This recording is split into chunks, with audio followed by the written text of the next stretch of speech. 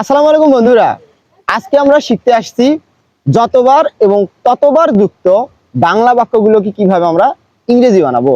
দেখো, যতবার ততবার এই দুটার ইংলিশ হলো অ্যাজ অফেন অ্যাজ।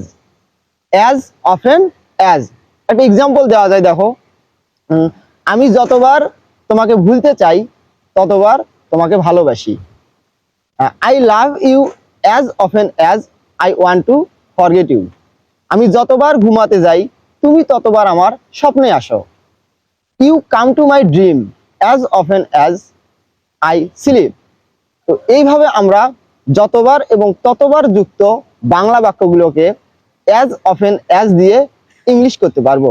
তো এই ছিল আজকে আমাদের যতবার এবং ততবার যুক্ত বাংলা বাক্যগুলোকে কিভাবে ইংরেজি বানাবো।